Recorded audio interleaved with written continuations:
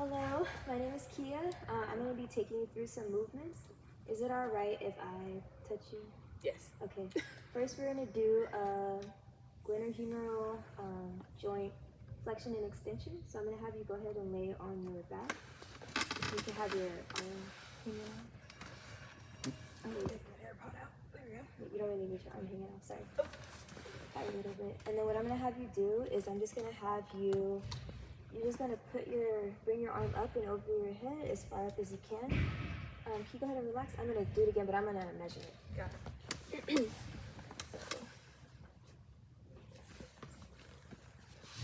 Okay. Go ahead and... Okay. Go ahead and do it again.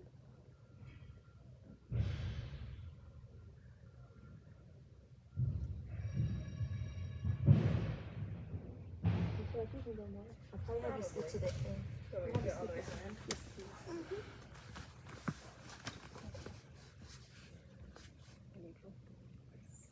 Okay. Let me try this again. I have loose shoulder joints. Oh goodness. Okay. Wow. Now you at 100. I had 175, and the norm is 60. Okay. Thank you. Okay. So next we're gonna do. But while I have you here, that's active range of motion. I'm gonna do passive range of motion. So I'm gonna move you through the same motion and see if you can go any further. So go ahead and relax. Oh. Multitask. Okay.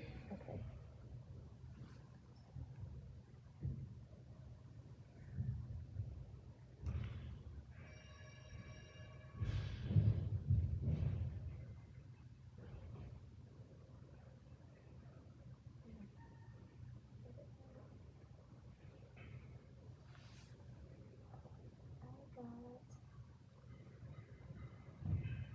170. At 170. So almost. And then abduction. So going to human abduction. So what I'm gonna have you do is across or out.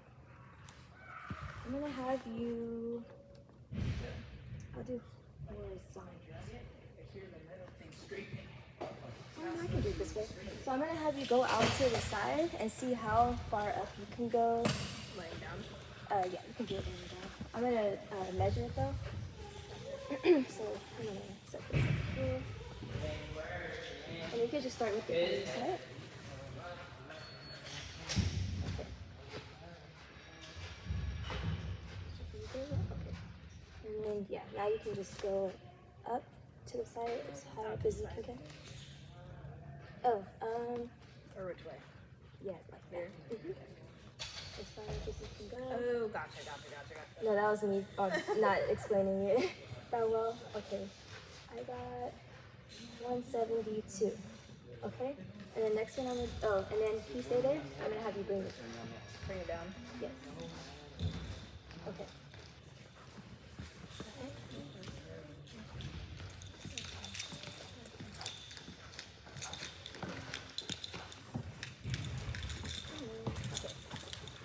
Next one, I'm gonna do it the same thing, but I'm gonna move your arm. Got it. Okay. So I'll start here.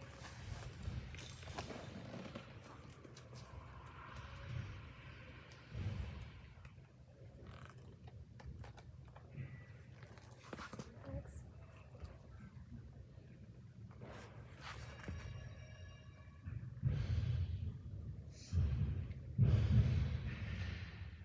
Does that hurt at all? Nope. Okay. I have 160. Oh, sorry, 155. Ooh, I need a pop. I have 160. Maybe you can go more. Are you hypermobile? Oh, yeah, you probably could go more. Okay. I am hypermobile.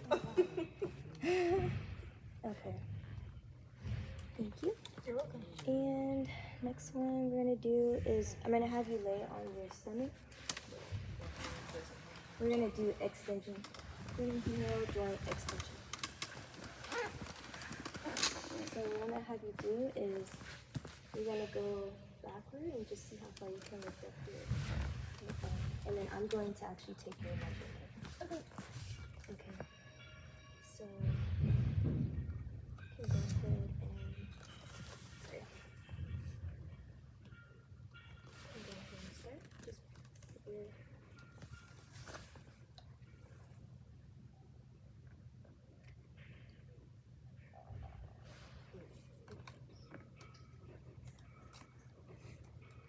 can you start again?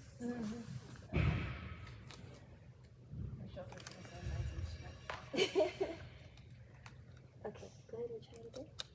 Ready?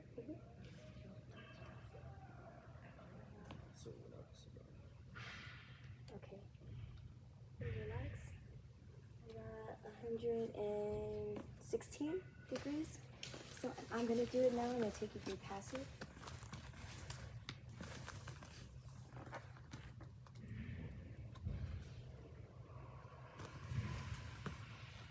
And let me know if it hurts. But I should be stopping at everything here. Okay.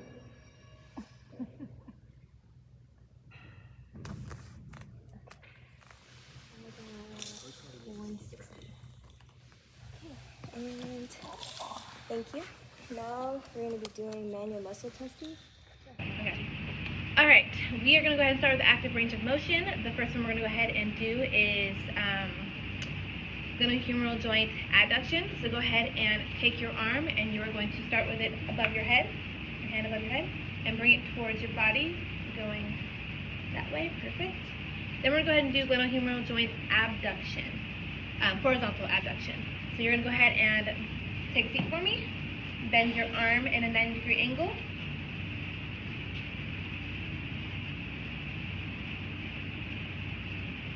And then the normative value for this is 45 degrees, so go ahead and bring your elbows back.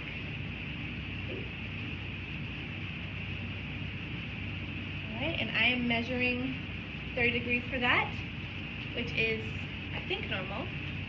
Go ahead and have a seat on the table for me. The next one we're going to go ahead and do is an internal and external rotation of the glenohumeral joint. My patient is going to go ahead and lay on her back.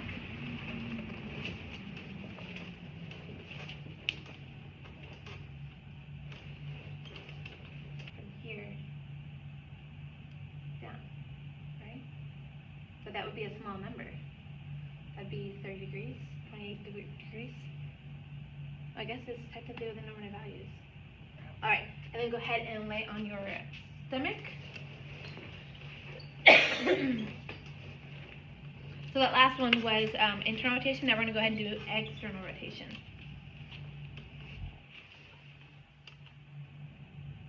All right, whenever you're ready.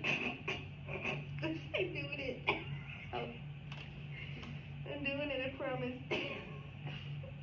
All right, and the value for that was 25, which was cramping. Still within the normative values, as the normative values are 0 to 100 degrees. Okay, so similar to Paige's horizontal AB duction, we're going to do horizontal AB duction. So go ahead and have a seat. I'm going to have Paige raise her arm up. So we're at 90 degrees of AB duction, 90 degrees of elbow flexion. I'm going to place the fulcrum on her acromion process here. I'm going to make sure the stationary arm is in line and perpendicularly to her thorax there. And then I'm going to have her bring her arm across this way as much as she can. Great. But still keep that elbow flex at 90. Great. Keep that in line with her thorax. Move this here. In line with her humerus. And we're at 74 degrees, which is a little bit above the range of normative between 40 and 50. And then now we are going to move into, so you can go ahead and stand up for me. We're going to do the glenohumeral joint internal and external rotation, but this way. So I'm going to move Paige's lovely curly hair. And then I'm going to instruct her, we're going to come, I'm going to kind of move her through the movement. And I'm going to tell her to pretend to reach and scratch behind her back. And I'm going to see where it ends here. This is for external rotation. And then I'm going to have her come back here, come back and reach up to that almost same spot. Probably a couple down. I would say probably maybe about 3 for her external rotation, and for her internal rotation, probably around T5. Okay, so now we're gonna go ahead and move on to passive range of motion. I'm gonna go ahead and move my patient's arm into adduction, starting with the hand above her head and bringing it down towards her body. That is passive adduction of the glenohumeral joint. The next one we're gonna go ahead and do is internal rotation. So I'm gonna go ahead and have her arm come up at a 90-degree angle, and I'm going to move it down into internal rotation as much as she's capable of doing, and maybe just a little further. And that again is internal rotation. And then I'm going to move Paige through external rotation. So I'm gonna have Paige come up into a 90-90. I'm gonna have her come up 90 degrees here. And then I'm gonna stabilize her elbow so there's no compensation there. And then I'm gonna move it back until there's some tightness or apprehension. So there. And then I'm also going to move her through horizontal AB and AD duction. For AB duction, I'm gonna have her up. I'm gonna have elbow flexed at 90, arm abducted to 90, and then can you take a couple steps forward for me, just because of the table? Yeah. And then I'm gonna stabilize the shoulder and move back until there's a tight edge of range. And then here, I'll move here, keep her at 90-90, here. Support here, right outside the joint, and bring her a little bit. She might feel a little nice tricep stretch.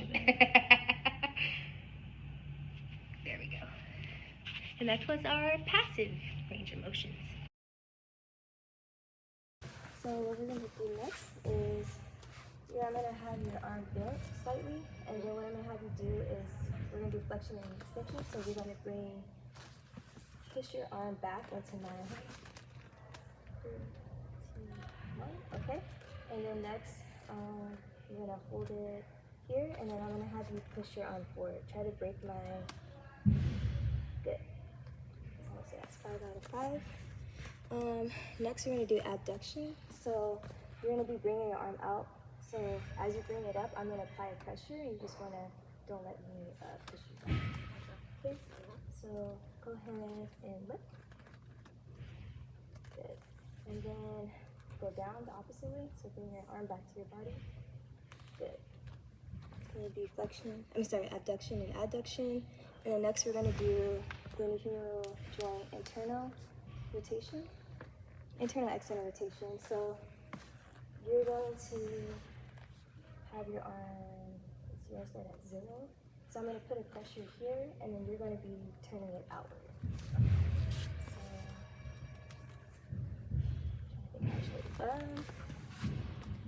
I'll make it quick. Go ahead and push your arm out against mine. Good. And then, oh, that's hers, yeah. Okay. And then go ahead and push it through. Okay, good. We're gonna go ahead and start with manual muscle testing, starting first with retraction and downward rotation. So to begin, I'm gonna go ahead and have my patient bring her arm up behind her back. I'm gonna place my hands on her scapula at the medial border and inferior angle. I'm going to instruct her to push her scapula, her shoulder up off the table towards my hands. Now this is testing the rhomboids. Good, go ahead and relax. The next one we're gonna go ahead and do is scapular retraction, so she can go ahead and hang her arm to her side. This one's gonna go ahead and test the mid-traps and rhomboids again. Same hand placement, similar instruction where I'm gonna have her push her shoulder up off the table into my hands, and I'm going to resist that motion. Good. Go ahead and relax. And again, that one is for mid-trap and rhomboid. The last one we're going to go ahead and do today is the scapular retraction and depression. So in this one, she's going to bring her shoulder up off the table and down. And I'm going to go ahead and resist that motion. Similar hand placement for myself, medial border and inferior angle. And this one is going to go ahead and test for the lower traps. So go ahead. Good. Thank you very much. Redo. I'm going to have Paige do manual muscle testing on Paige for horizontal abduction and adduction of the glenohumeral joint. So first I'm going to have Paige raise her arm up. I'm going to actually have her go straight out. And then I'm going to instruct Paige to bring her arm, keep it straight all the way across her body. And I'm going to stabilize her scapula. And then I'm going to resist pulling this way. Go, go, go, go, go. Come here. Go, go, go. Good. And then the same thing with that was adduction. Now this is going to be abduction. I'm going to have her say almost like she's going to try to hit me with her arm. So she's going to come here, and then you're going to move your arm back. I'm going to stabilize the scapula. Keep pushing, pushing, pushing, pushing, pushing. Perfect. You want to stabilize the scapula in that and look for any compensation and any extra retraction from the scapula. The abduction is going to help test the posterior deltoids, and then the adduction is going to help test the pec major. And then, oh, come here. I'm going to have Paige go ahead and lie down on her back for me. And then I'm going to instruct Paige to punch up towards the ceiling. I'm going to have her neutral, inward or internal rotation. I'm going to have her push up against the ceiling so we get that protraction of the scapula. And then I'm going to come here and apply the downward pressure while she pushes, pushes, pushes, pushes, pushes. Good. And that's going to help test for serratus anterior. And then now I'm going to just have her sit on the edge of the bed. I should have probably had her just sit before I made her lay down and sit back up. And then we're going to test out her scapular elevation. This is going to test the strength of the traps in the levator scapulae. I'm going to resist muscles here, and I'm going to tell her to bring her shoulders to her ears. Ready, go. Ooh, she's strong. Good. Oh, yeah, good. And those were our special muscle tests.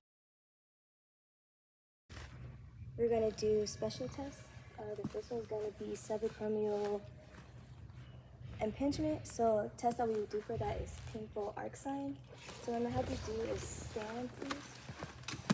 And what you're gonna do is you're going to make like a snow angel. So you're gonna put your arms up and then pat down. Do you feel any pain or pinching? Nope. Okay. The next one's gonna be Mears test. So, what I'm gonna have you do is you're gonna be doing this motion where you bring your arm up, but as you're bringing it up, I'm gonna apply pressure and twist your arm. Okay, so I'm gonna have you basically turn where your thumb is down. Okay, so go ahead and lift your arm up. Any pinching or pain? Nope. Okay. Next one we're gonna do is the Hawkins-Kennedy test. So what you're gonna do is you're gonna have your arm here, and then I'm gonna turn it downward. So I'm gonna see if you have any pain, but it's gonna be a little bit of. Okay, go ahead and point your arm downward. Do you have any pain? Nope. Okay. And then next we have I'll do the external rotation lag test. So with that one, I'm gonna have you face the wall here. And then you're gonna put your hand in the middle of your back. I'm gonna put my hand above yours, and what I'm gonna have you do is push out against my hand. So go ahead and push. Good. And then, was there any pain? No. Okay. The last one, I'm gonna have you're gonna be lying on your back. It's gonna be called the anterior apprehension test, and this is for posterior impingement. So what I'm gonna do is I'm gonna have your arm back. Yes, okay, really external rotation. So I'm gonna hold your elbow and then I'm gonna relax. I'm gonna push it down and you're gonna tell me if you feel any pain, okay? So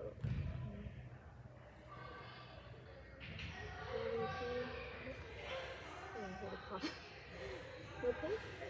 Okay. And that is it. Thank you.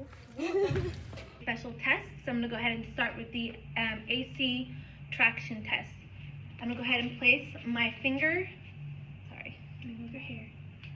I'm going to go ahead and place my one hand on her AC joint, and then I'm going to pull her hand down, arm down in a downward motion, and that one is testing for a sprain of the AC joint. The next one I'm going to go ahead and do is piano key. Again, placing my hand on the same spot and really just pressing down, looking for that piano key type motion, testing for AC joint subluxation or a sprain, as well as that one. And then for the acromioclavicular AC compression test, I'm going to have Paige sit for me, and then I'm going to cup her AC joint in my hand, and I'm going to compress it together. Did you feel a pop? Yeah, a little pop. Here we're going to look for pain in the AC joint because that can indicate any like damage to the ligament, to the AC ligament, or the coracoclavicular ligament. And so she'll have like pain there if it was positive. And okay, I'm going to go ahead and have the patient turn around for me. The test we're going to be doing is scapular assist. This one assists the scapula in moving in that upward rotation. This is to help improve range of motion from something like scapular dysfunction. You're going to place your hands on the scapular borders, medial border and inferior angle, like so. And I'm going to instruct my patient to raise her arm above her hand, just like that, and I'm just going to assist in that upward scapular rotation. So go ahead and lower your arm for me. I'm sorry? This is my normal range of motion. See how she assists it. Okay. Okay. And go ahead. Wow. Good. One more time. Here. Wow, so much more range of motion. As you can see, the patient really enjoys that.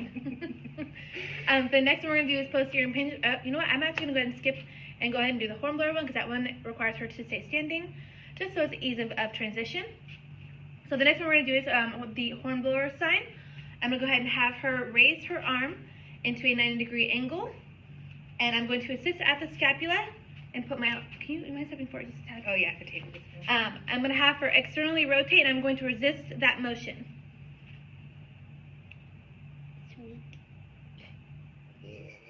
Good. That one's sensitivity is 100% and specificity is 93%. The final test we're going to go ahead and do is the posterior impingement test. I'm going to go ahead and have her. The horn blower also tests for the. Oh, and it tests for the rotator cuff, teres minor, and infraspinatus. Great. Muscles. Go ahead and lay down for me. Thank you, patient, for reminding me. Back or tummy. Oh, on your back, please. I can be over here. I can over here. Okay. So again, I'm going to have her bring her arm to her side at a 90-degree angle. And this one tests for posterior impingement, anterior apprehension. I'm going to put one hand underneath her elbow for support, and the other hand I'm going to place on her hand and push her arm into an external rotation-like motion. And I'm going to watch her face for some type of apprehension, some type of facial expression that would indicate pain or discomfort. This test tests again for impingement, and sensitivity is 19% and specificity is 99%. Great. We did compression. Now I'm going to have Paige do the drop arm test. The drop arm test is going to be testing for more rotator cuff muscles, especially specifically the supraspinatus. I'm going to have Paige raise her arm all the way up, and I have her internally rotate her hand, And then we're gonna have her slowly and controlled lower her arm to her side, all the way down. And she is nice and healthy. In this one, we'd be looking for the arm to just drop. She would be controlled, controlled, controlled, and then here it would just drop, would be a positive test. That would just be some weakness or potential tearing in your supraspinatus. That one also has a sensitivity and specificity. Sensitivity is 46, specificity, mess that up still, is 74%. Next we're going to do the empty can, full can. This also tests for the supraspinatus. So I'm going to have Paige come into a scaption position. I'm just going to have her do the one side so she can relax the other side for now. And then, so we're going to have her internally rotate like she's emptying a can of soup, but we don't want no empty cans of soup, so we're going to pretend it's already empty. And then I'm going to resist down and she's going to push up. And we're going to look for pain and or weakness, but she seems pretty strong there. So, and then I already mentioned all the good things for that one. And then full can would be the same thing, but you'd have it other way. It'd be almost like a thumbs up. And full can, empty, that's dumping it out, full. And we're going to do the same, more scaption. I'm going to support here, and I'm going to push down, and she's going to resist up. More. That hurts. Ooh, okay. Those both, empty and full can, I believe, pretty much have the same sensitivity and specificity. Empty can is going to be more prominent in the pain with the supraspinatus because of that internal rotation. So definitely prefer maybe one or the other. I would prefer empty can over full can in that situation. Next is going to be the Gerber lift off. So I'm going to have Paige turn around. I'm going to have Paige move her arm back here, perfect, just like this, like she's going to scratch an itch. And then I'm going to support her shoulder here and a little bit of her scap, and then I'm going to tell her like she's going to almost like, I guess, give me a high five right here. She's going to push off and I'm going to push against her. And you're also going to look for pain or weakness. Paige is strong there. That's also the internal rotation lag test, Gerber's liftoff. That's going to test for subscapularis, and it's going to be an 84 to 97% specific test. And the last one is our bear hug test for Mama Bear. So we're going to have hand here, like she's going to, I don't know, give her a nice little trap massage to herself. Actually, it's down here for her. I'm going to try to pull her hand this way, and she's going to try to keep her hand touched on her shoulder. I'm going to kind of resist here, so it's mainly one more. Good. The bear hug test is going to test for subscapularis, any tearing, weakness, strains of that sort. Its sensitivity is 52%, and its specificity is 85%. So ruling out for that. And yeah, I believe that was all of our special tests for you guys. Thank you. Belly. I'm going to keep that in there.